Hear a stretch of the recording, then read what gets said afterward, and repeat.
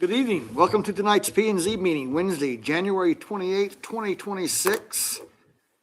First up on the agenda is approval of the minutes from January 14th. Move to approve. Have a motion to approve and a second. Richie. Okay, we'll go this way. Richie? Aye. Abstain. Abstain. Aaron, abstain. Nelson? Aye. Joel? I'll pass since I was absent. Aye. Aye. I'll abstain. I was absent as well. And I'll say aye. Okay, so that's enough vote for ayes, right? We're good? Okay. Doesn't matter, you have a quorum. Huh? Yeah. Okay, we'll go to the public comment where we give the public 15 minutes to discuss things that are not before the P and Z nor on the agenda for tonight.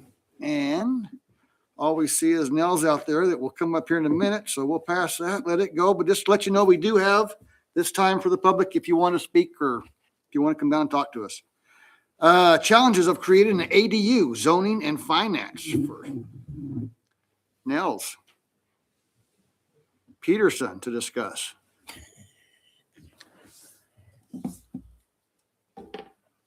Thank you all. It's just water. I know it is. I was hoping for more, but I realized it was a city thing, so.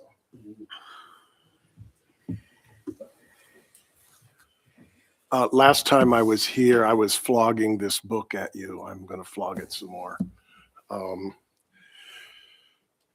And for the folks at home, there are 3 sections to this. Where's the camera? It's somewhere up there probably. There's a zoning piece, a banking piece, and a how we go forward beyond here piece. The 3rd section is, I think, the interesting one. But you're going to see implications of the first 2 tonight. And I apologize, I got a head cold over the weekend, and now I'm at the draining nasal stage. So got some cough drops, and hopefully I make it through. This talk originated for a U of I public policy class, and they were trying to understand broadly public policy connections to affordable housing. And they had the usual litany of folks coming in to talk, and I was the entertainment for the ADU section. So the political piece is historically zoning has been under the city's local authority. And the challenge is the NIMBY one. And what we are starting to see is state legislatures stepping in. They are more immune to the NIMBY issue. They do get tied up in ideology about small government and local control.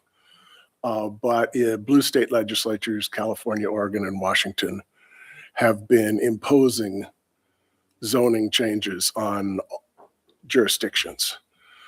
Some across the board, and in Washington, they are focused on the communities that are in what they've defined as a growth management area. So the faster growing and larger population communities.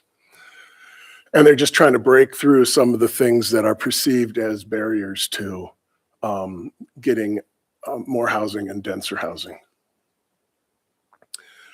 One of the things you might be interested in looking at, the folks at Strong Towns have done a housing ready survey. And they have this list of questions. So I took this to the students and then said, like, we took a little time and we looked to see where R3 and R4 zones are. There's not that many places in the city where you can convert the single family home into a duplex by right. Residential starter homes are legal. Have you eliminated minimum lot size requirements? You're going to see where that's going to come up later in the discussion in existing neighborhoods. Parking mandates, no, we have not eliminated those, though many places are, and legislatures are driving those numbers either to 0 or down.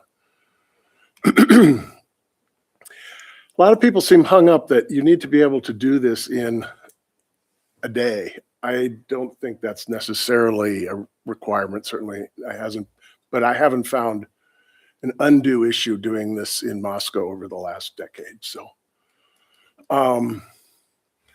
set of questions from this interesting publication, Unlocking Home 2013. This was about the time that Moscow's ADU ordinance was first created and passed. And what they did was they looked at up and down the I-5 corridor from Oregon all the way up into Canada, at zoning ordinances, and then how many ADUs were actually being produced in those communities, and finding what they identified as like poison pills, essentially, things that just seemed to be there. And when they were there, ADUs didn't happen.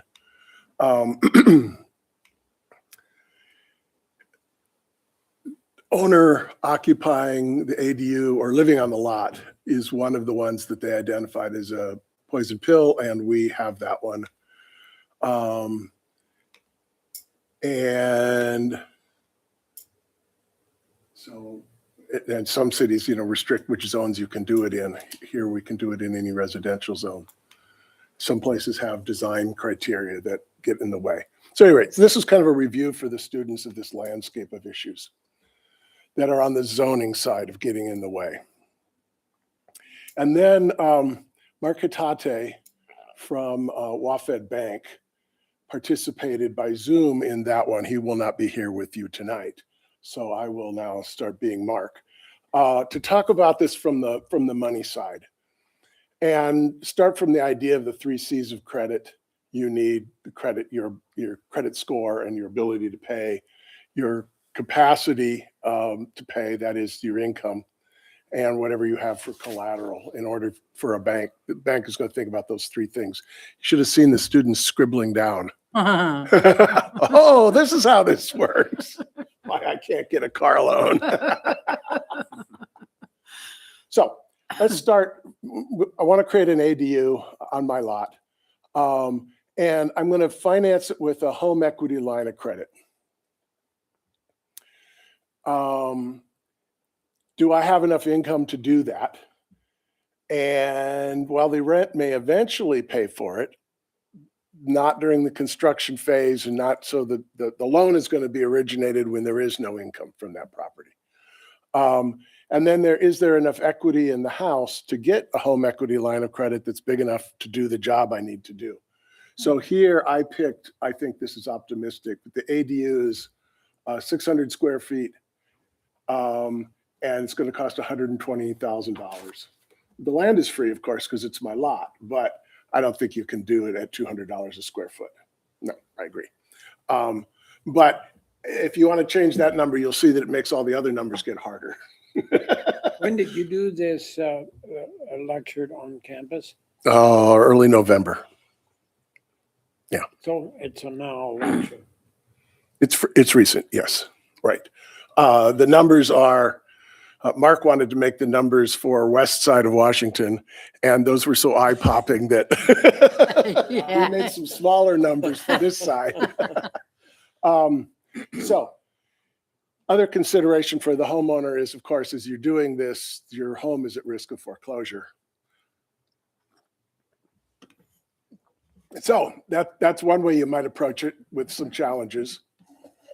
Or you might decide to do a cash out refinance of your home.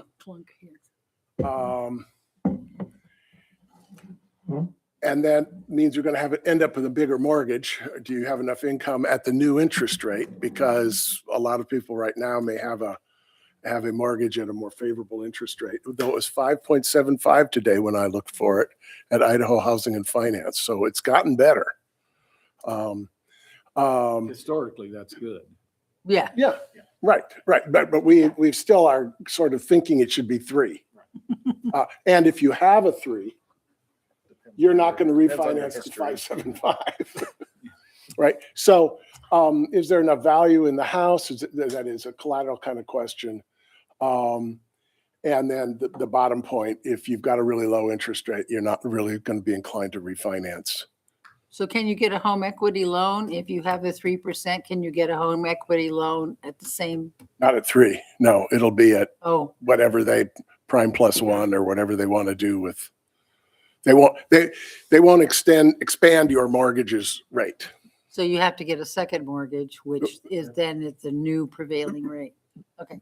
Right. Either you refinance the whole thing or get a new loan on the ADU on the same lot.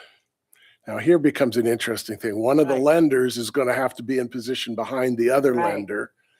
So the money might work, but can you get the lenders to line up and So agree? you have to basically go to the same lender. Maybe. So he has both ends. Yeah. Okay. Okay. All right, I got it.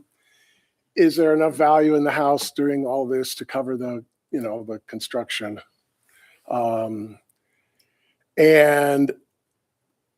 if you wanted to lend against the ADU only, we need to do a lot split, which ties back to the zoning question. In an existing neighborhood with existing lots, could I split a lot and build on it as long as side setbacks and stuff were met without that new lot being a full-size lot for the zone? You'll remember last time I was here, I almost pulled the trigger on a project and decided that the lot wasn't quite twice as big as it needed to be. And I didn't want to get deeper into it and find out it wasn't going to work. I didn't want to pay for a survey. So there are a number of places now, and Washington included, where they are starting to mandate that there are ways to divide lots into much smaller units. We could have another session on that at some point if you'd like. So it runs through the same sort of capacity and collateral kinds of questions. An interesting wrinkle here is in the other considerations. So you split the lot. Now your first lender has a lien across both lots. You need the first lender to agree to release the lien on the new lot. They won't do that unless there's enough appraised value in the new smaller lot and house, or in the old smaller lot and house. And if the loan to value is right, they probably want an 80% loan to value. So you may have to put money into your current loan to pay it down further in order to get them to agree to release the other lot so that you could get a loan against that other lot. And then you're gonna have all the additional utility costs. And then you're going to have all these. So I bumped up the cost of the ADU from 120 to 150 Right. so that you had some more money in that job to get it all connected out. Anyway, now, so you're starting to see the headache on the money side here, unless you happen to come into the store with a large amount of cash available. Here is the one that is being tried a few places. It is the most adventurous. You find a partner, a third party, who agrees to provide the cash to build the ADU in exchange for, not in the sort of standard loan where you'd be making payments, in exchange for a share of the equity that will be increased by doing the project. So you get it built, you get it rented out, everybody's all hunky-dory, and then you refinance the whole thing and appraise it and refinance it, and that third party leaves with their original cash and some of the expanded equity. You can see lots of ways that goes sideways if the equity didn't turn out to be there, right? But it's a way of doing it without having the additional mortgage payments that all of the other mechanisms would have had. And here's the teaser that I teased several people with, the reason they should pay attention to tonight's meeting on TV. There is a possible role here for a housing authority stepping in and being that kind of lender. I know that the housing authority idea has come from Fair and Affordable Housing Commission to the council. They're thinking about it and wondering, what does the housing authority do? In Seattle, they are starting to move exactly into this position where the housing, This is state, federal, county, who is the a housing authority? Is it independent? housing authority is a quasi-governmental entity that is defined, that is decreed by a governmental body. Okay, So if Moscow were to do it, it would be a Moscow.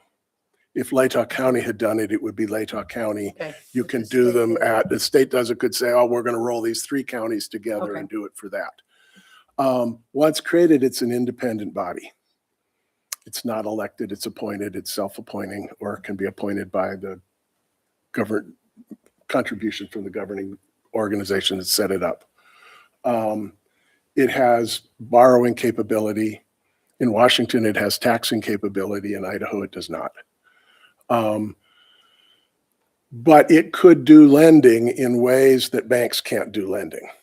And that would be a reason to be attracted to having it. Is it in any way, just a minor spin-off of the state housing authority that we have? I've never understood how it worked, but they built state buildings and such, that. No, it is not a spin-off. Maybe there's some overall enabling legislation. Yeah. I guess. Yeah, conceptually. Idaho Housing Finance Association is our statewide HFA, and it does a variety of housing related things, but it sits at the state level. And it may do a project at a local level, but it comes in then. I view IHFA as a mini-headed hydra. If it wants to be a real estate developer, it becomes a real estate developer. If it wants to be a lender, it's a lender. If it wants to be governmental, it's governmental. It does things, but it wouldn't come into our jurisdiction and say, hey, we're the housing authority, we're gonna do the work here. Yeah, the only things I saw when I worked for the state was statewide choices. In other words, the federal office building or down in Lewiston was done under that. Right, they are that kind of a lending and finance resource, yeah. You wonder if they could funnel money into a local housing authority, where you got a 2-step process. To capitalize it. They might be able to. Well, that's what I was just, I never even gave it a thought years and years ago when I worked for the state, but it was an entity that had been developed and I never questioned it because they were able to build buildings and I don't know what the chicanery was. So there are housing authorities around Idaho, and I am not aware that any of them are getting capitalized by IHFA. I believe there's Latah County Housing Partnership Fund that is overseen by, By IHFA, yes. and they call it the Latah Housing Authority. Mm. As a subsidiary out there. That's how they're keeping it on the books. And that's from the. They assured me that if Latah County ever got its own housing authority, that they would hand over those funds. Run over those funds. I'm just, Latah County did so interesting. Correct. I need you to help me think about this creating a new lot. When we talked about ADUs, it never dawned on me that that's what could happen. I just presumed, I guess the classic ADU that I thought about was second story over a garage that's of the appropriate size or what have you. And I considered it in my own, since I have that size garage, but what's the beauty of separating out a lot for ownership purposes, I presume?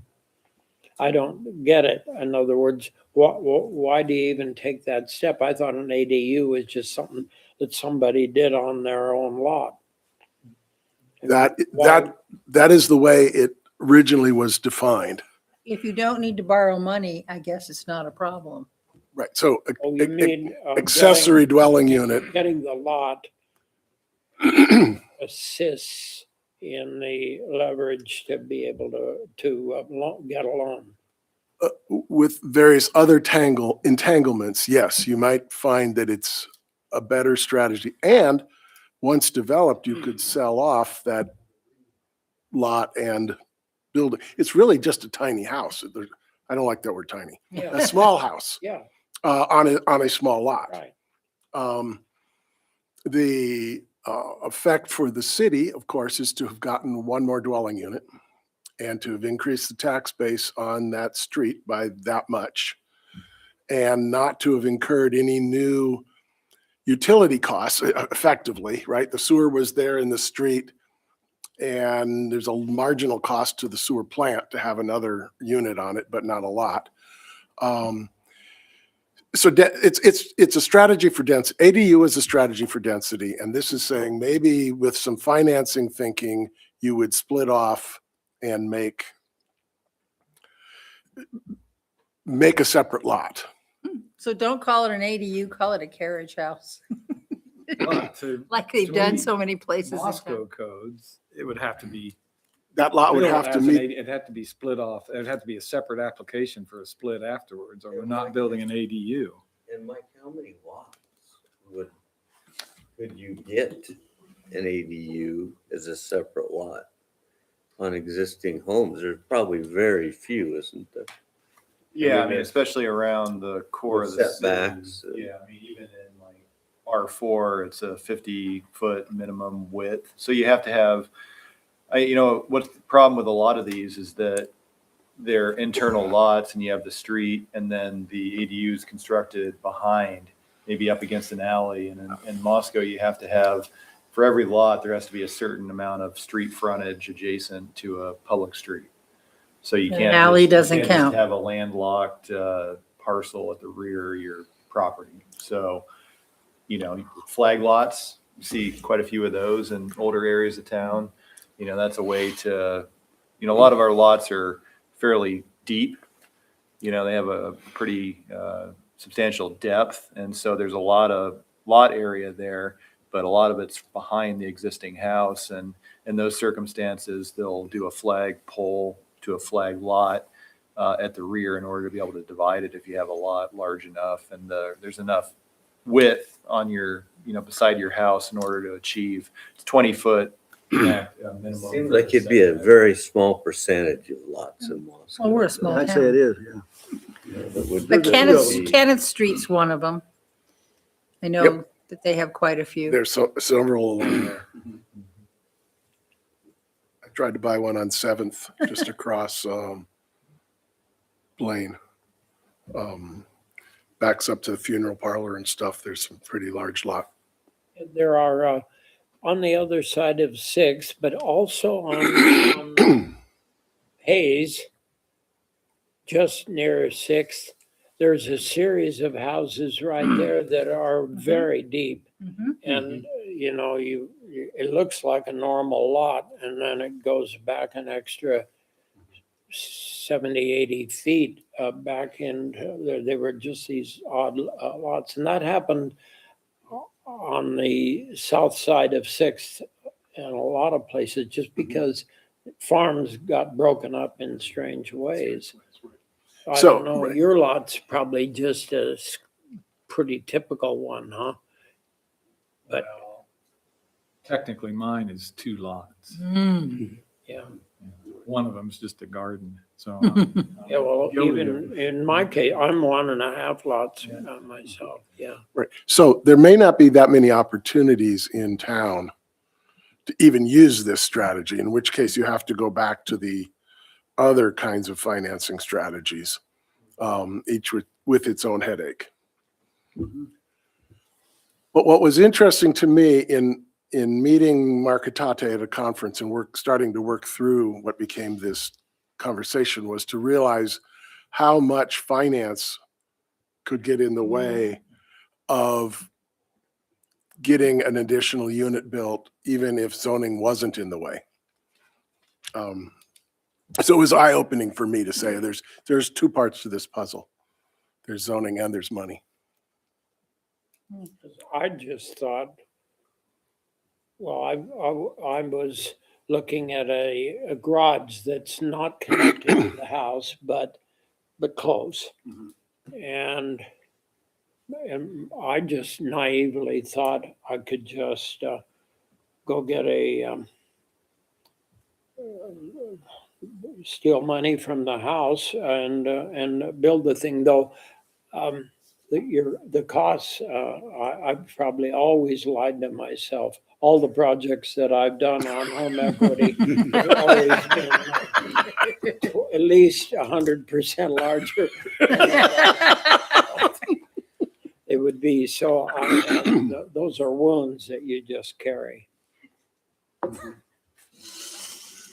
Well, in those scenarios too, you look at if you're allowed to split a lot and you could buy a house for, let's say 600,000, you would just tear it down and build two. If the zoning allowed, you'd build two things that would create cash flow in 4 or 5 different ways, which is we are seeing some of.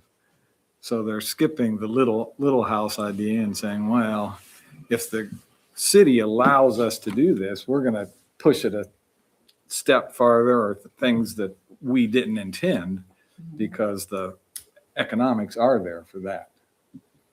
If you could buy the original house cheap enough. Yeah. And then Well, put even- enough more even- density on it. We have a lot, to me, that I look in town, there's a lot of houses that come for sale on lots that are suitable, that I could ignore what we may think the house is worth. I could tear it down.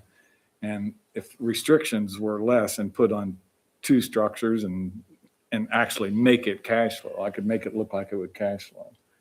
So that's the way past the financial hurdles, but we're not doing we're not preserving neighborhoods. And So are you saying you by tearing it down, you're getting construction loan to build yeah, the other because then two things? It's a construction loan based on the value of the. then it's easier to get the money. Well, one of the things, well, are you done? I'm done. Okay. Well, my daughter is facing an issue in California where she lives in an old 1940s neighborhood that has little tiny houses, small lots, and, the old 1-car garage thing. So now everybody parks on the street. But the corner lots where there's room, these are all little 1-story cottages. People are building 3-story ADUs, which ruins the neighborhood. And there's the state of California, because it wants more density, has basically overruled the locals. So that's the issue that she's fighting. It's not so much having more housing, but that it's totally ruining a neighborhood. Well, we've done a few of those right here in town as far as building a tour. Yeah, but we did it in a motor business zone. That was in a motor business zone. Here? Yeah. Well, I'm thinking of stuff even in Fort Russell. Oh.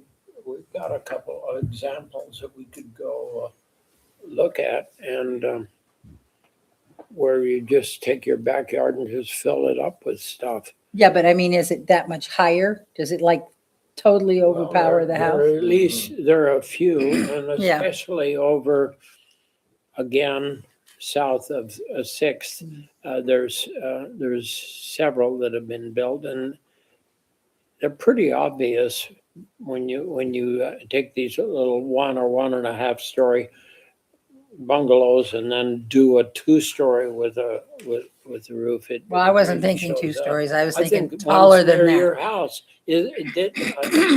Victoria didn't, somebody just down the street from you kind of was doing that, as I recall, or in your area, built something big in the backyard. In the alley next to the pizza store, they built, I don't know if you went by and looked at it, but they built a Next to really- the what? Yeah, that tall one on Asbury. Yeah, but that's in a motor business zone. Yeah, but it's residential. That's why. Yeah. But I'm not talking about Box 2 car stories thing, over 3 one. I'm stories talking high. about Yeah. In the front It's yard. 40 feet. Seattle has incrementally lost neighborhoods over the last 30 years doing that. You can look in the Ballard neighborhood or the Maple neighborhood, and people are doing just what I talked about, finding those little 1,200, 1,600 square foot houses from the 40s.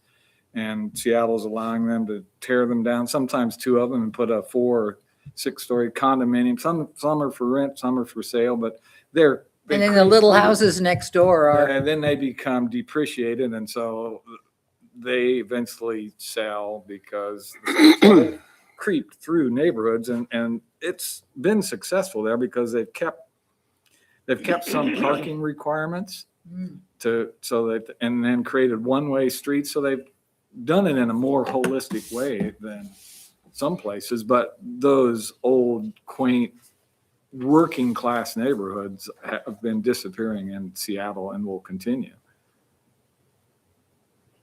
I think along with this lecture, Nels, it'd be really ideal to find 2 or 3 examples in the town that have been done to look at and just see what somebody has done. Has done. Yeah, it'd bring a sort of reality to where the lot is, and just even looking at the, it's so easy on a plan like this just to look at it and nod.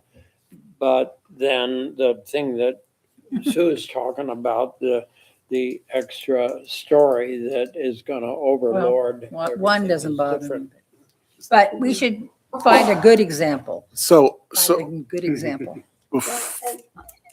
I have a problem with saying it's successful. It may be successful to whoever's building it. It is not successful to the people whose values to their property are being diminished or the neighborhood. So I don't like the global term, it was successful, because it's like a green light to go in and ruin. Well, and that's the intent of the council there has been to try to allow for greater population density. So they look at those neighborhoods where there's, 75 or 100 houses, and they think there could be the equivalent of 400 in there. And so they're successful in that they're providing housing for people who want it and need it. And so, right, it's, You don't get to destroy. you don't other have people's historic property. districts when you do that. so And this, I was going to say the other issue when you're building a lot of those is out and supposedly density is, they're promoting density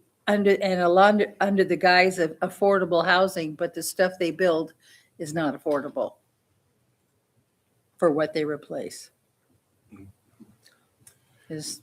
That's a moving target. Yeah. Affordable.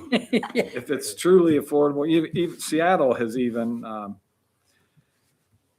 bought land, built some places, and the best they can do with developers is ensure that it goes to lower income or isn't, lots of intricate contracts for 5 years or 7 years. But then after that, if it's affordable enough, there's a lot of money in Seattle. Investors buy it. Homeowners don't buy it. They'll get into them first and create the same problem that all of this development was supposedly preventing.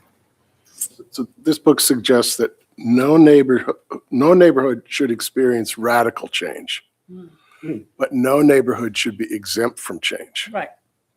And I think that's the balance to figure out how to strike, is to have single-family homes turning into duplexes, but not being replaced by sixplexes, because the adjacent house won't tolerate that. But a duplex and a single, and then if that one becomes a duplex, and pretty soon the block is full of duplexes. Mike, I date everything these days, BC and as before COVID.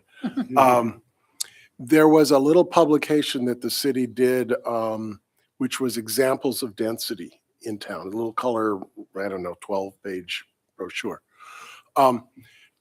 What I was hearing here is sort of the suggestion of, well, could we have a set of examples of ADUs in town and how those looked and felt, following along the lines of that document as a way to hold the conversation with folks. Yeah, they're here.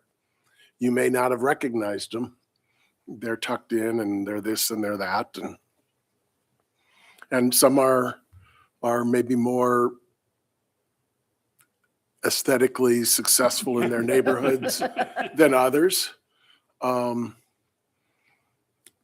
we don't hear about those Mm-mm. because they are. I know a lot of them. You Right, go they're- in and say that you have wouldn't been know built they're in the there. last 5 years, and they were done because the homeowners wanted to maintain the integrity of the neighborhood and they wanted to get some cash flow. So I've seen a lot of those go up. And so if you loosen your regulations to allow more of that, that's what regulations are there for. It prevents someone from taking advantage of it in a way that we don't want.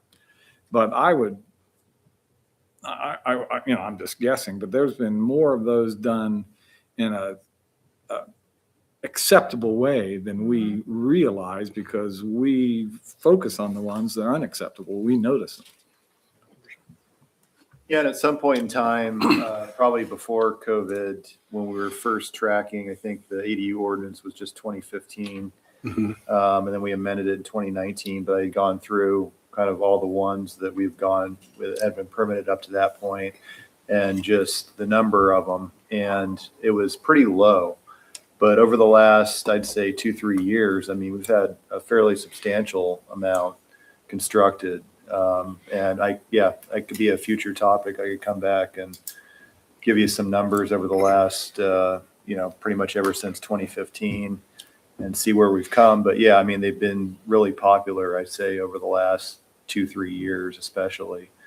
And a lot of new construction is starting to incorporate them into those like developments like Eddington, some townhouses, and at least preparing, maybe the homeowner doesn't want to have an ADU, but maybe they do, and just kind of setting it up to allow, to already have that built in if the homeowner wants to, whoever purchases it wants to put one in and end up finishing that out. So, they've really kind of taken steam over the last few years.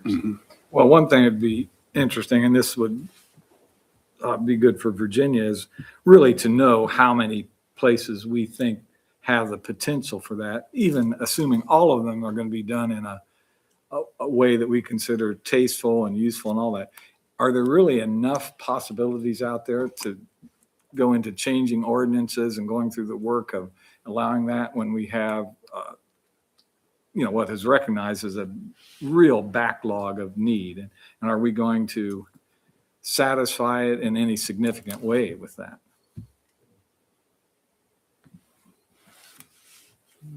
Lots to go over. Yeah, and we right now we allow ADUs on every lot in town essentially. If you want to have one, you can have one. I mean, it used to be that we wouldn't, if you had a non-conforming lot width, then you were ineligible to have an ADU. That's what we changed in 2019. And so pretty much every residential lot in town is eligible for an ADU. I mean, even the one on Lily Street that is still vacant is 20 feet in width. They can build a single family dwelling on that and they're still eligible to put an ADU on that. So, pretty much every lot in town. It's just what gets in the way is vacant. if somebody wants to sell that off. It's supposed to be It's a accessory. B&B, to a principal Airbnb. structure. Mhm. And then you start running Not into issues Barclays. where a lot of the utilities come No, from I know the what you main mean. house. And if you're The gonna one sell behind the off a lot and then, what, can you keep the utility? I mean, you see an issue there, then you have to probably adjust the utilities so they're all independent from the main Separate, house. yeah. And, so, yeah. And Do you think the concept of the ADU in broadest terms was ever considered to be a way to build a separate financial entity? Somehow in my little brain, I just thought it was a way to get density attached to a house that somebody lived The in. mother-in-law apartment. right? Yeah, well, and The old standard was a teenager place or a mother-in-law place, we solved that problem by putting somebody in the basement or the attic. It was the first step. And that's how I got in my apartment in my basement because mother-in-law deal. But then the next step is to think about a separate structure. And now you seem to be talking about financial chicanery to make, A deeded piece of to it. do saleable, separate saleable stuff, which is intriguing. I hadn't, Nils, I have a but question. This my is- problem is I'm not a money person. I don't know anything about money. I'm just a poor professor. This is something that has been of interest to me here, especially you mentioned on new lots, having the configuration of an existing or the primary house built with the idea an ADU could be done later. Could we, and I think we could do this easily, is allow people to buy a lot and build the ADU first and then give them like 5 years to prove up on it, to build the main house so that people can Yeah, afford that's to an get inter- into it. Now, has anyone done that or is it just me dreaming that and sending letters? So my mother grew up in a garage in Minnesota. In Minneapolis, the approach that was being used then, I think because of financing issues, so this would have been in the 30s. You build the garage, you live in the garage. Mm. When you've got more money, you build the house, and then you turn the garage into a garage. There's still people doing that in Montville. Oh, in the county too, the county. That's why I get the idea. Yeah. Could we just make that codified and say, that's actually all right? Well, a small house is all right, right, Mike? There's no limit on how small you could make your house. My realtor will tell you, you can't put a small house on an expensive lot. The money ultimately won't work. But If you're borrowing. If you're borrowing. If you're not borrowing, you can do anything you want. well, right, if you're not, but also if you're not thinking about selling it, it's not going I to work. see. So, because the next guy's borrowing. But if you said, I'm going to build me a small house, and then I'm going to discover that it's my ADU when I build the big house. Yeah, I mean, as long as it meets all the ADU requirements of the size limitation and all that. So to me, it's doing kind of this same thing, but in a reversing the order of things. Because as soon as we split those off, we have to take the accessory out of that ADU. It's just a dwelling unit. It's just a dwelling. Yep. Hmm. Yeah, I guess the only challenge with that is, principal dwellings and accessory dwellings have different setback requirements. And so, so ADUs, for instance, those can be typically 5 feet from the rear and side property lines. And so if you're saying that the ADU is going to be your main house initially, then you probably are not, or you aren't going to be able to put it 5 feet from a rear property line. It's going to be 20 feet typically. So that would be the only hang up with that is if you had a large lot and you could account for kind of the additional setback. But if you're doing like a detached, one that's maybe up against an alley and you want it as close as possible, then that you're going to run into problems with that. That'd be the. And then what about metering? A lot of ADUs there's one electric meter. And Yeah, but pretty much all accessory structures are required to come off the house meters except for ADUs, which are allowed to have their separate meters. And so the metering wouldn't necessarily be an issue. I think it's just kind of the setbacks that could come into play there. So Nels, you're bringing this presentation up as a option for density or just a report from your? Well, it was interesting to me to see how significant the money was in getting in the way of creating ADUs. I see. ADUs are in our zoning code as a strategy to offer more residential options in our existing neighborhoods. And it's a density strategy. So then the question is, are we getting what we want out of that? And if not, why not? And is zoning in the way or is money in the way? Financing is the why not.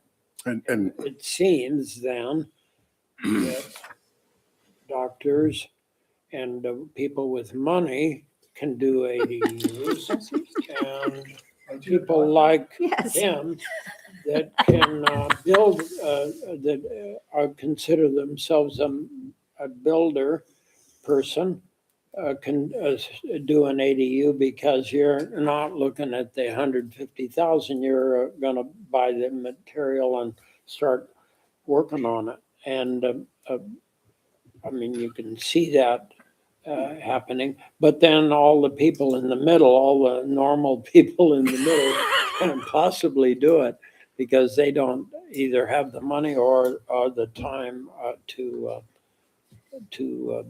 build. right, if they have a mortgage on their property, they may not have much equity, so they don't have the resource to play Well, with. may not, yeah, right. I mean, in my life, I've been all over the board. You get quite a bit of equity and then you take out a home equity loan. And then, There you are. Trip to Italy, right, yeah. Blow it but off. you're dreaming that, of course, the money changes in that positive way, that after 12 years, your house is significantly more valuable than when you bought it. But I mean, I know it just, when you're as old as I am, it's hard to imagine even when I came to town, what I bought a house for. It's kind of hard to wrap your head around it.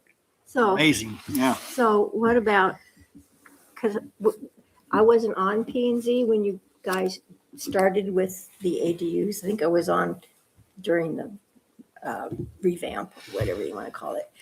But I was in the audience and I came and spoke. And you made me answer questions and I'm going, oh my God, he's asking me questions.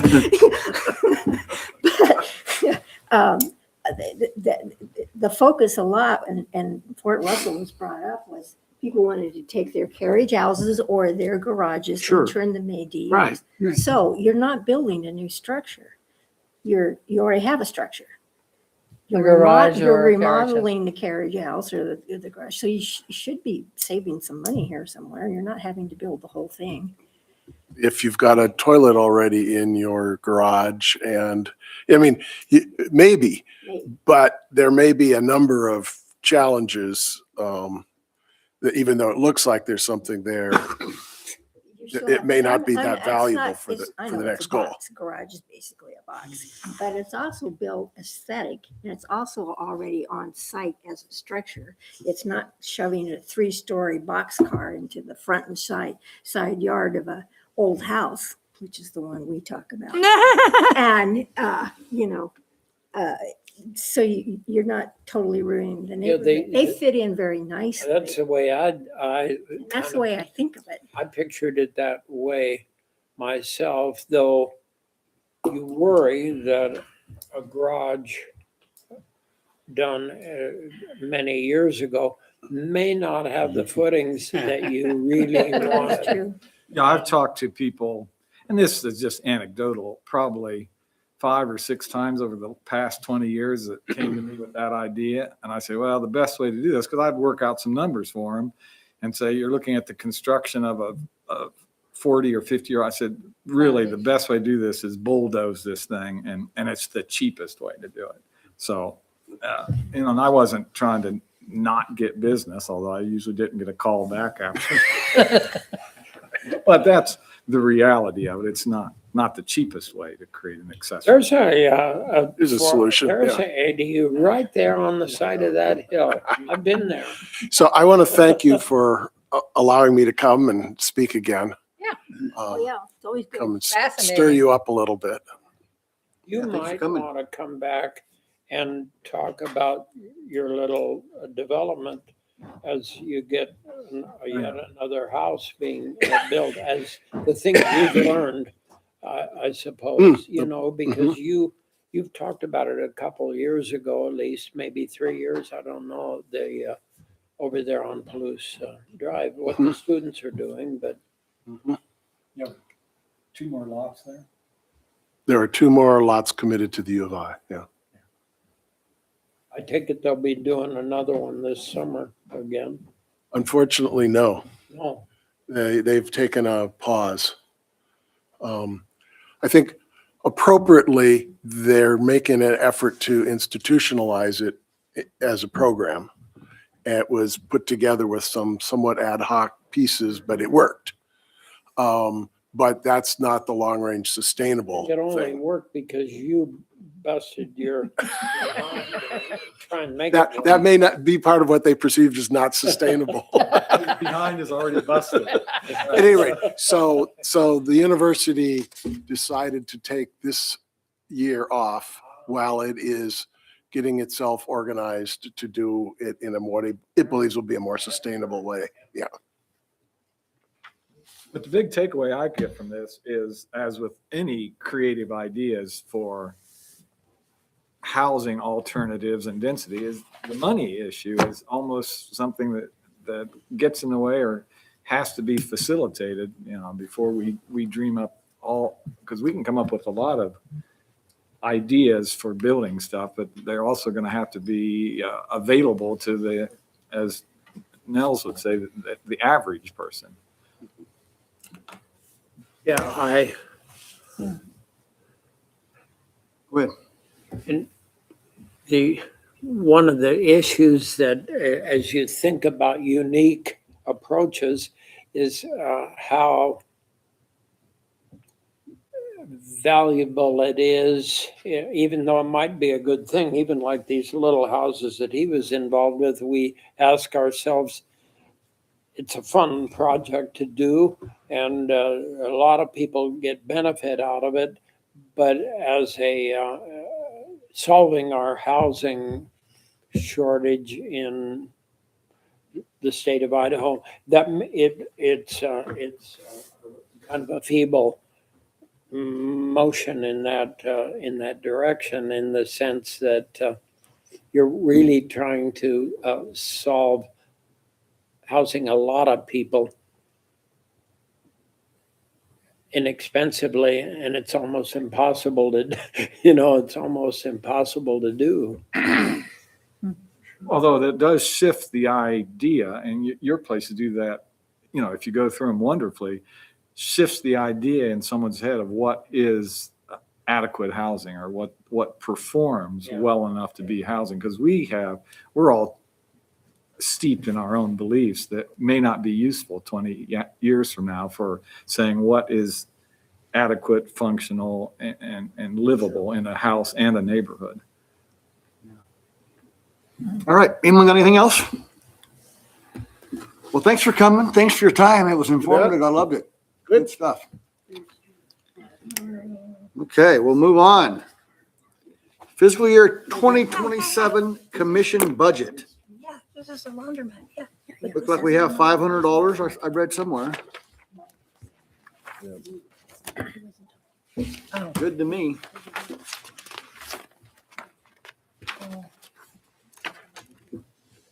So what we do, just discuss this, vote on it. What do you think, Mike? We just. Yeah, if so, it's just pretty standard. I think we were reduced. I think all the commissions, just with the city's budgetary constraints, have been reduced over the last year as far as commission. And so previously, I think we had maybe $1,500. Typically, we didn't really use very much of that. That just goes back in the general fund if we don't use it. But if there's any conferences or training events, things like that, that typically is when we would utilize it. Or if a commissioner, some type of gift card for a commissioner that had been on for quite a while, that's typically how we utilize the budget. So I think 500. 10 years, I got a It was a pen. $500 pin, wasn't it? Right? It wasn't a $500 pen. Okay, so do we hear a motion on this, maybe? I move that we request the $500 Second. we're offered. Yeah, I have a motion? That is a that motion. is motioned, and you, Yeah, I was commenting. Victoria seconded. Oh, I have a second already. Thanks, Victoria. Okay, we'll go this way. Scott? Aye. Aye. Aye. Aye. Aye. Okay, so moved. Duplex code amendment ordinance. Action item.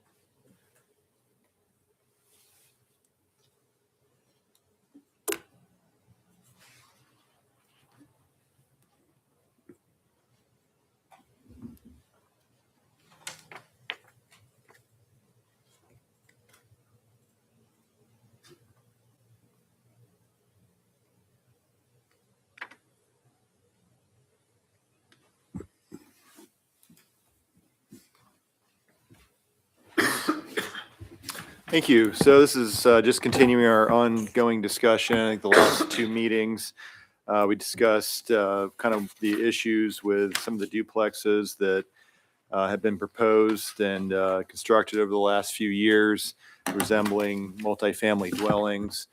And I don't know, so pretty much prepared an ordinance for the meeting tonight. I don't know if we want to go back through, there were a number of floor plans that we reviewed over the last couple meetings and kind of the summary of the issue. And I don't know that unless somebody wants to go and revisit that, certainly can. But we're at the point where we're just kind of moving through the ordinance, which I've attached to your packet tonight. And so not hearing anybody speak up, I'll just kind of dive into the ordinance. The very beginning are definition sections. So these are definitions within the zoning code. And we needed to clarify a few things. So the bedroom currently states a room within an apartment unit other than a living room, kitchen, bathroom, eating area, or utility room, which may be used for sleeping purposes. We're going to strike that, or proposing to strike that, and essentially make that consistent with the way the building code currently defines a bedroom, which is a room other than a living room, kitchen, or bathroom containing an egress window and a minimum of 70 square feet of floor area with no horizontal dimension less than 7 feet. And then this would be the appropriate, so we discussed kind of the issue with sinks being included within bedrooms, given the opportunity for things that don't require a permit to later be installed, like cabinetry, microwaves, refrigerators, things of that nature, that would create a separate dwelling unit. So we're inserting a section here that says sinks, final or rough-in plumbing, or other plumbing features that could be reasonably expected to permit or allow for the installation of a sink shall not be permitted in any bedroom. Okay, so I got a question, quick question. Yeah. So this is going in the zoning code. When we talked before, I thought this was only applying to duplex code, but this is changing a definition. So anywhere in the zoning code, we're not allowed to do this, not just in duplexes. Is that accurate? Yeah. Okay. So nobody can put a sink in their bedroom. Even in their I'm house, just so, is what we're My proposing parents right had now. a hot tub in their bedroom. I'm just saying, I think I'm not sure I agree with that. but- I don't either. Well, Right. yeah. I just think and- it's a big statement to make. Let's call it some other room. My wife's workroom. Of course, there's a couch in there that can be made into a bed. But I don't know. It sure seems a sink. And anybody that had a nice big bedroom would be just delighted to have a sink. I was talking Brushing your to, yeah. teeth Is, No, is, a Well, but- sink but in the what- bathroom, not in the middle of Huh? the bedroom. You say that, but we have like we do build Efficiency. efficient stuff, and you have your bathroom that has just the toilet and the shower in it. Right. And then outside that, which, I mean, how many of us been in a hotel room where Yeah, the sink is kind of in the bedroom? So that's a hotel room. not a Well, Single- It is, family- but single we family. can also build, but why do we want to, when we sit here and talk about affordable homes all the time? And I mean, I'm working on a project that we're talking about proposing. And one of the things I'm saying is building really small duplexes, because we talk about how expensive it is to build. And I mean, we're just talking about how you get a square foot cost really low. Well, what about building really small duplexes? I mean, I can see an instance where that's brilliant. And why are we instantly telling them that they can't have a sink in there? I just don't agree with You it. know, my wife's house she grew up in, there were 3 kids and small bathroom, Mhm. and all the kids had a sink in their room. So they could Yeah. actually use the shower, the toilet, but then they could get ready in their bedroom. Like- It's the only way that. I've got 4 daughters, like they're Yeah. gonna, like, you know, my dad had 4 bathroom time you daughters. need. I mean, He got up really early. I just am not sure. I mean, I understand. I'm not saying that we don't need to make some changes, but I'm not sure. I have something to say about probably every one of them. So Mike's gonna get tired of me tonight, but that was my first one. Yeah, and certainly, we're planning on going back with these proposed changes and looking at the plans that have been approved for the last 2 years across the board to see how many of these we have an issue with, and if we're going to have an issue with any of them, right? And so, I mean, just talking to Justin, our building official, the last 20 years, I mean, he can't recall a sink that's been permitted in a bedroom in any of the plans. So I don't know how real it is that you have a sink these days installed in a bedroom. I mean, Yeah, I've got a 140-year-old house and I put a sink in a bedroom. Sorry.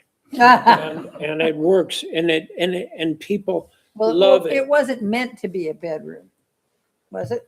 Yeah. Oh, It's it's okay. always a bedroom. But when people come and stay with you, they comment on it on a regular basis. Like, I can brush my teeth and throw a little water on my face and I don't have to fight for the shower or the toilet, blah, blah, blah. And so I don't know. I've had this, I've just had a person stay at our house last week, and she commented on it. Man, this is really cool, because I mean, there's a bathroom upstairs, several bedrooms, so you get people trying to jostle for the bathroom, and to be able to have that little bit of privacy, I guess. And I will admit that it's mostly a workroom for my wife at this point, even though it was always a bedroom. It's her ironing. She irons in this room, and so having water nearby has been really useful. But so I'm really uneasy with this hard line, but I'll keep. I think I see where you're going, but Trying to do, yeah. Well, I just thought it was only in the duplex zone. Yeah, I because thought we're we trying to were- address one thing, Yeah. but this is going as a definition, so that means it applies to everything. So if we're even trying to build an apartment, right, like we can't put, even if you're trying to legitimately build small 1-bedroom apartments, we can't have a sink in there, right? I'm understanding that correctly. Is that accurate?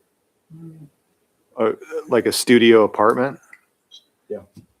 Yeah, you can have a kitchen and you can have a living room, but if it's a studio, I mean, it's all one area. Like we have some that we built over on Almond Street where there's a bedroom and then there's a sink and the closet are all like, there's no doors, but it's all like connected. And then there's just a dividing wall and then there's the kitchen on the other side. So there's technically a sink.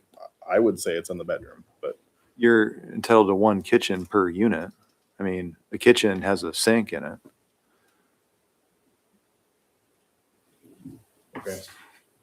I mean, we're just saying that if you have a studio, say you have a 1-bedroom apartment, I mean, why would you have a kitchen, a living room, and then you've got another separate bedroom that has a sink in it? Well, if it's a 1-bedroom apartment, not a studio, you'd have a sink in the bathroom and a sink That's what I'm saying. The But you sink- wouldn't the have sink a was kind sink. is kind of in the bedroom and it's just divided. That's all I'm saying. It is kind of a sink in the bedroom. I can take you to it and show it to you. And it doesn't sound as silly as I'm trying to explain. Doesn't sound silly. Is there a possibility of defining bedroom different ways for different type of structures, or allowing application for a variance for situations that Rick's describing, you know, that they could apply for a variance, you know, demonstrating and you know, that The original definition that is struck here was a room within an apartment unit. And so this is, the replacement is for anything. So why was apartment unit taken out? Because a bedroom's in more than an apartment unit.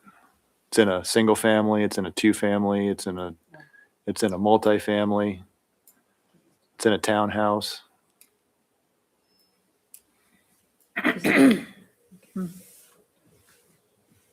Yeah, and so this is pretty much the exact definition that's in the building code. So that's statewide, federal, that we adopt, we're required to adopt. And so it's just bringing it in line with that. The end portion about the sinks would be an addition beyond that.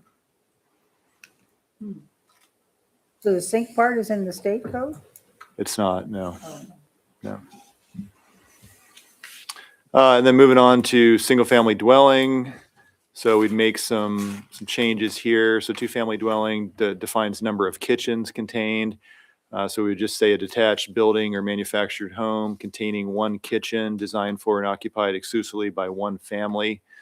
And then typically for single-family dwellings, there is circumstances where a second kitchen is needed for canning, brewing, things of that nature. And we have in the past allowed that through, as long as there's internal communication throughout the entire building, a deed restriction to be recorded against the property stating the building still needs to be occupied by one family and can't be separated. So we'd be including that. So essentially just codifying kind of what we've done with the deed restriction for the second kitchen for single family dwellings there. Dwelling unit, so current definition, a building or portion thereof providing complete housekeeping facilities for one family. And just stating that housekeeping facilities provide permanent provisions for living, sleeping, eating, cooking, and sanitation shall be limited to one kitchen, one washer and dryer set per dwelling unit unless otherwise permitted by the code. And then it currently says the term dwelling should not be deemed to include motel, hotel, tourist home, bed and breakfast inn, or boarding house. So So the laundry. So if you have a fairly large house, could you have 2 laundry rooms for a single family? Yeah, I mean, that's a question. I mean, not per this. So, I mean, what would be the threshold? You know, I mean, we're getting pretty much units that contain 8 bedrooms. Each bedroom has a washer and dryer set. Right. You know, obviously that's that different. is intended to be individual Yeah. living quarters, right? And so what, you know, do we allow over a certain number of bedrooms? Do we allow another washer and dryer set? I mean, that's, you know, what we have to think about. So yeah, just something to think about here. yeah, I mean, Some zones we think allow. of several houses that we've done that have more than, I mean, how many can you think of? I can think of a Quite lot. few, but- yeah, yeah. that have 2 sets of Yeah. washers. I mean, like my folks' house, they had one that was their main laundry room, but they were afraid that once they got old, they didn't want to go upstairs. So they roughed one in. Yeah. They never used it, but I mean, they at least roughed in for it just to plan for the future. But Okay. I can think of one person that has a master bedroom that has one in his and one in hers and a laundry room. So Mhm. I know the house. I'm sure you do. Anyway, Okay. I get what I'm a we're trying to commercial do, building, but I have I 2 just thought this was in the duplex zone, and I was like, well, if we're just limiting that, that's one thing. But when it's in the Well, I mean, a lot of it's interconnected, right? No, I So, get it. yeah, yeah, that's why I was asking that last time because I was like, well, if it's a duplex code, like yeah. obviously we're very focused here. But when it's in all of it, it's a little more concerning to me. Well, I think that we've seen this not just only in duplexes, but some townhouses that are being proposed now and some single family. And so, a lot of the definitions are intertwined in our zoning code, but it's not just duplexes that we've started to see this trend as far as been transitioning to multifamily style living. So, but yeah, I think that's our intention, is to go back like I said, a couple years, and whatever standards we come up with here or changes, go back and review those plans to see how many issues that we come up with, especially with like the parking changes, that we're looking at as well, to see, if we have a problem, then we need to change it before we move forward. So. And then the current definition of a kitchen is real general, just any rooms used or intended or designed to be used for cooking and or preparation of food. We're planning on striking that to just say that portion of a dwelling unit devoted to the preparation or cooking of food for the purpose of consumption by residents of the dwelling unit. Any food preparation area with cooking facilities, an example, stove, oven, hot plate, or microwave oven, refrigerator, sink, or with a natural gas stub or supply, or a 220 electrical outlet wiring as a kitchen for the purposes of this code. Is this going to apply to R1? Yeah. What about people that have to have kosher kitchens? They have to have separate kosher kitchens. What does that mean? You're not allowed to have milk and meat in the same place. So you have a part of the kitchen where you cook meat and the other part is the dairy. There's lots of places where people have to have kosher kitchens. How does that apply to the definition here? Well, you're having double of everything. Okay, I'm just double checking. So it's not a problem. You're not going, okay, you can only have one or. Really big kitchen. Just couldn't be in two separate spots. It just couldn't be in two separate spots. It'd have to be like essentially one really big kitchen. Okay, You could have a really large kitchen, or Okay. per the what we just talked about, for single family dwellings, we allow the deed restriction for a second kitchen. So if you wanted to Okay. go that route. okay. And this would exclude outdoor kitchens, because a lot of places, or some, have pretty much a whole kitchen. That's a really good question. Glad you asked it. This would not, no, this would not include, we're talking about rooms. So it's got to be an enclosed room, not an open air situation. So And did we skip 61? You had some red notes on the open space. we did, yeah. Okay. So functional open space, planning on making a change here. So currently, just states that land within a development is permanently reserved as open space, free from permanent structures, useful for recreation or social use by residents of the development. Then we're planning on striking "or others." Such space shall not include streets, roadways, or parking areas. And then adding that such space shall be located on the ground level, may be provided via private yard, deck, or patio area. Functional open space should not include parking areas, and the smallest dimensions of such open space should not be less than 15 feet. Is that 15 square feet?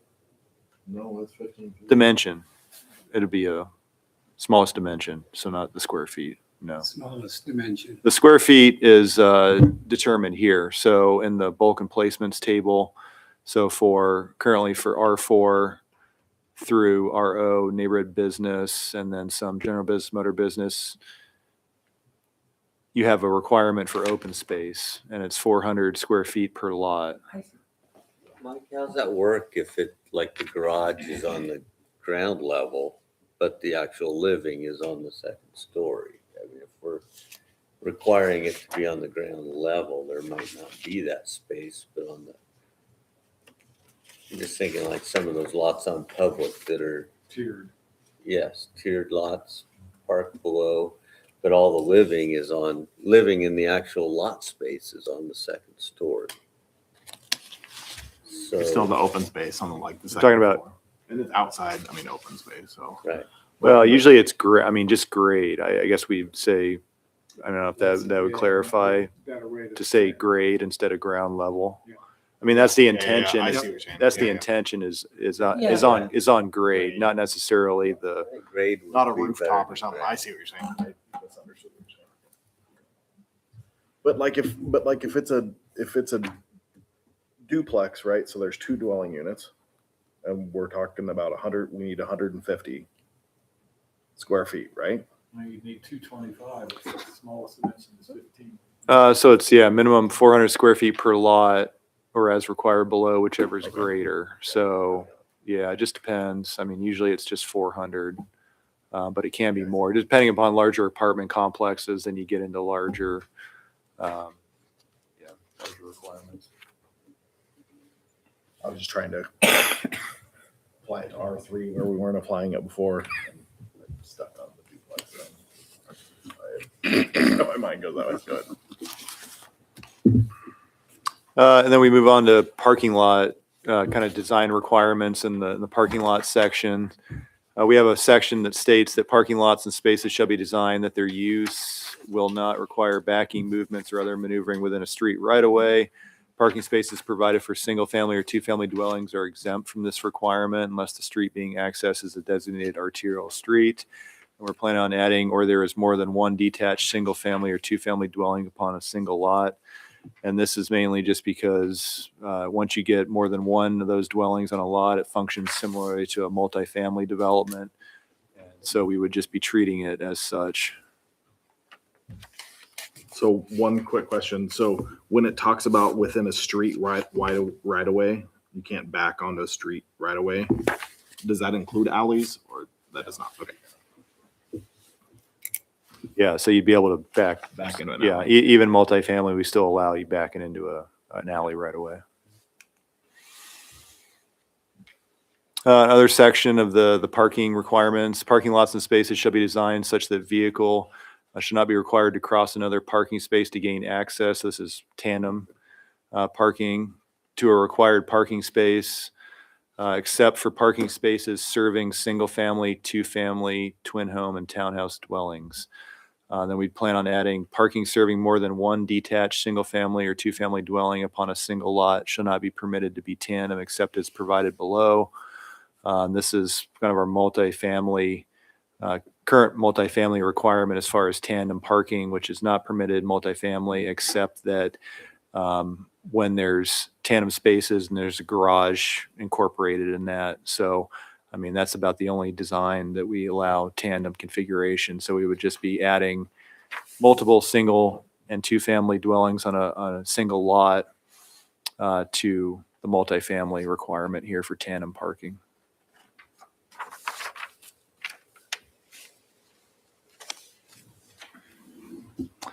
And then there's the off-street parking schedule. So this is the section that kind of details some of the requirements. So we have the off-street parking table that goes through all the minimum requirements per use. This provides some background within that section. So this is where compact spaces specifies 35% can be compact. We have a fractional requirement, so it addresses when you have, say, 1.25 spaces required, you automatically round up in that circumstance. And so this all makes sense. We've since published the draft ordinance here. We've thought about it a little bit more and changed kind of the proposed changes within the parking table. And so this will make a little bit more sense to you here in a minute. But we're pretty much saying that except for multifamily dwellings, the parking requirement for each residential dwelling shall be calculated separately and rounded up to the nearest whole number prior to determining the cumulative parking requirement.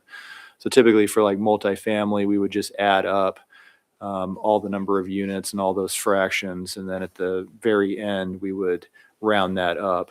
Here we're saying for everything other than multifamily. So if it was multiple, like single family, so you say you had two single family structures on a single piece of property, both were 1.25, you would round both of those up to 2, and then you would calculate the cumulative parking.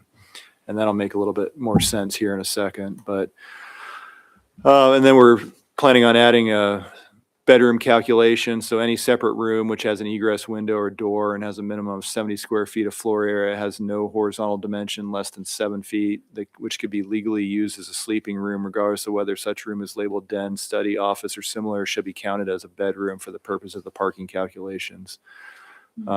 Rooms that meet the definition of a bedroom, which are separated by a narrow corridor that could allow for the separation of the areas into individual bedrooms, shall each be counted as a bedroom for the purposes of the parking calculation. And so it seems like you're edging towards saying that the den, study, office, or similar are all bedrooms, and that's where it causes me a little bit of a dilemma, because the den, study, and office, every one of them could easily, you could easily argue for, I think. What good home office doesn't want to have an occasional water with his whiskey? Duh. You need a. Well, this is- So I'm just reading that and calling those, I kind of see what's happening, but it makes me uneasy. I thought a room had to have a closet to be qualified as a bedroom. No? Now you're talking about like appraisals. This is, Oh, okay. Sometimes they consider that. Okay, because that would separate, say, a study or a den from a bedroom. They don't do it anymore? Like a laundry room, if it's too big, are you gonna count it as it could be a bedroom too, the laundry room? Because some of those are 7 by 7. When you're building, Yeah, it'd have to be 7 by 10. It'd have to be a minimum of 70 square feet of floor area. My laundry room is. And this is only referring to parking. This is only a parking calculation. It's only for- So this is it for purposes of determining what the parking requirement is pretty much it. yeah, will that not change it? It can. And it's already. It can change certainly going to change the parking requirement. So yeah, like I said, that's why we're going to go back for a couple years and take a look at what this would do to, say, your average single family home. Yeah, because a lot of them have like a combination mudroom, laundry room as you come in. And Well, a so lot of that those would aren't going be- to have an egress window, and they're not going to be, per the building code, be classified as a bedroom. Oh, I see. It's the egress window that determines. Got to have, it's got to Okay, meet the I'm just trying definition to- of a bedroom. Okay. So, we've run into issues where it's obviously going to be used as a bedroom, and it's Yeah. labeled playroom, it's labeled den, it's labeled office. But And it's, so how do you account for that if you don't? And it meets the definition, it's per building code, it's a bedroom. No matter what you call it, it still could be a bedroom, if it has an and so egress. window. and it meets the minimum If square it doesn't footage. have an egress window, it could be called a den or an office. Something. Or something else. Then it comes down to if you use things the way they're supposed to be used, you're Well- fine. But if you're gonna sit here and label things other things, so you can I'm get just- away from any kind of codes, then you got a problem. I think we kind of got started on this because Trying to encourage people to not put egress windows on things. That's what I'm hearing right now. I'm like, but we don't want to encourage that either. Right now. Like, that No, is- I think that the is- original- that's shooting the yourself in original foot. plan here was to close the loopholes on duplexes and multifamily, and we seem to I be get it. getting, I just don't want to make a worse loophole. yeah, right. So this is the parking table I was referring to earlier. So right now, dwellings in residential zones. So single family, 2 family, it's 2 per dwelling unit plus 1 per bedroom in excess of 4 bedrooms. Twin homes and townhouses, it's just a standard 2 per dwelling unit. And so this was kind of the issue we had before. You have a townhouse that has 8 bedrooms in it. They could have up to 6 individuals in certain unrelated in certain zones. Mainly trying to address that issue with twin homes and townhouses here. And then you get down to multifamily and it's largely based upon studio or one bedroom is one rate 1.25, two bedrooms 1.75, and then three or more bedrooms is 0.75 per bedroom. I think that right now, the way we're leaning is just to make it all the way across the board for all residential uses, essentially just the multifamily rate. And so we can next time go through kind of a chart of what that means as far as number of bedrooms per unit and go through that. But right now, just thinking about it, just equal across the board, just applying the multifamily rate to all residential uses. And then that's where the section about rounding up would come into play. Pretty much just saying, except for multifamily dwellings, parking requirement for each residential dwelling shall be calculated separately and rounded up to the nearest whole number prior to determine the cumulative parking requirement.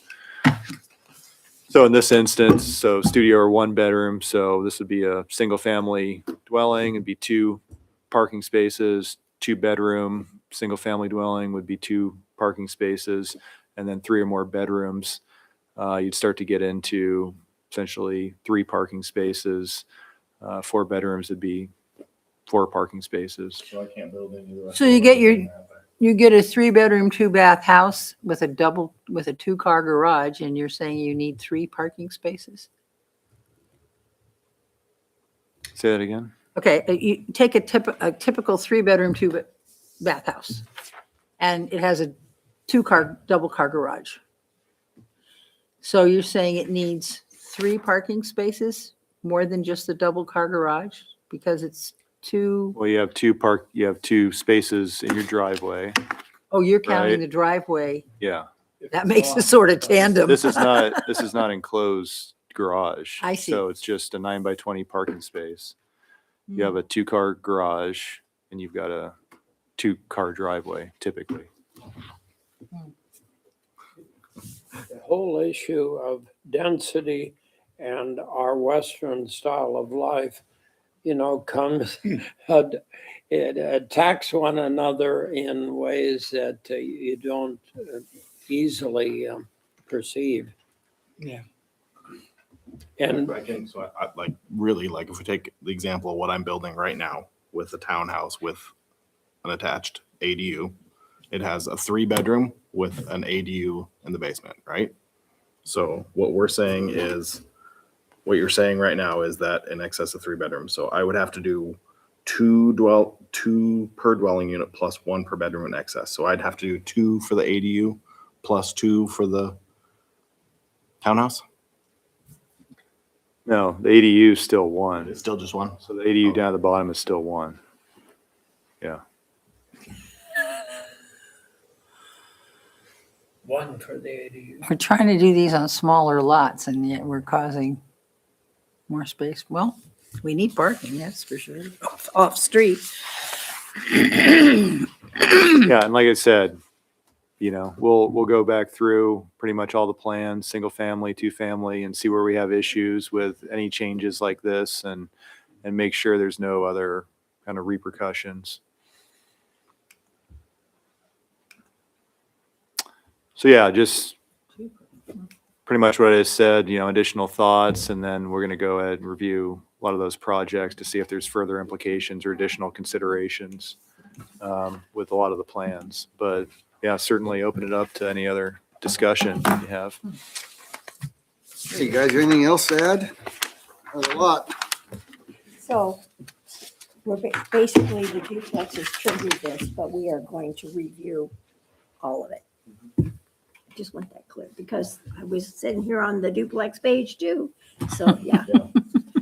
I'm wondering if you talked about, especially the duplexes that we think are something else, but even if they were duplexes, if their access for firefighting is adequate. Have we run this by the fire department?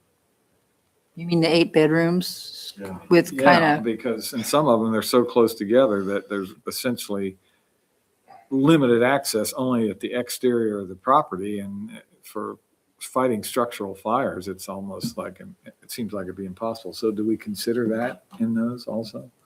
Yeah, I mean, that's part of the issue is that building multifamily structures as duplexes and there's not fire sprinklers. And we've had multiple fire alarms in those structures where the fire departments responded and had concerns over what was constructed there. Right, and I'm thinking even the space between buildings is sometimes critical for preventing fire from spreading or for the safety of firefighters to be able to fight a fire without endangering themselves from reflected heat and smoke. So I'm wondering how some of those, well, just as we revise these codes and thinking of these duplex, that we be certain to include the requirements for successful structural firefighting. Yeah, which has always crossed my mind on the ones I keep bringing up on Asbury and Almond, which may be beautiful inside. I've never seen them, but they're so close to each other. A match would start one and catch the other one on fire. But that's, yeah. Yeah, and fire department reviews all the plans that get submitted to our office. But yeah, that's why they have them 6 feet apart, is that meets building fire code requirements for separation between those two structures. That's what we're planning on addressing with the open space requirements to allow Yeah, I require suspected that, right. 15-foot dimension to address. Bedroom has a kitchen and everything else. But they have a sink also, so they can put out their own fire. That's what the sink is for.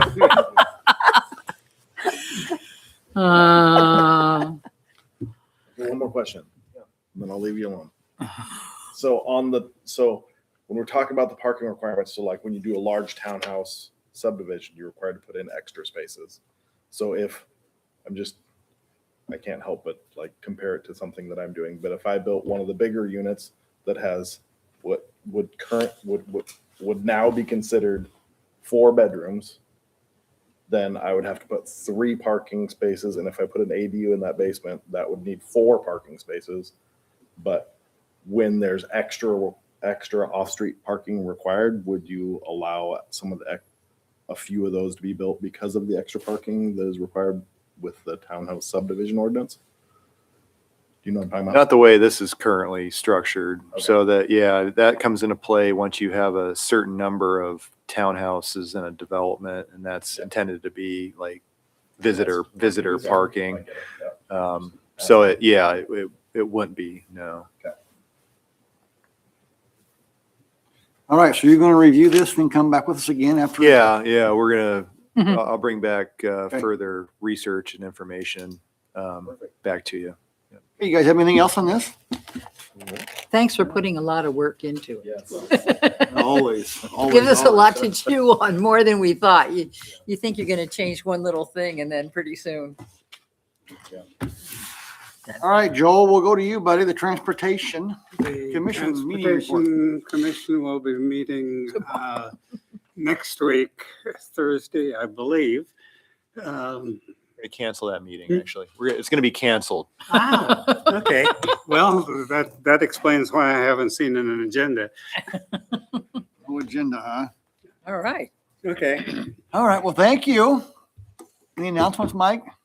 None from staff, no. And next regular scheduled meeting, February 11th, good to go on that one? Yeah. Yeah? Yep. Okay, perfect. All right, well, we will adjourn and see everybody on the 11th then. All right. Thank you. Is that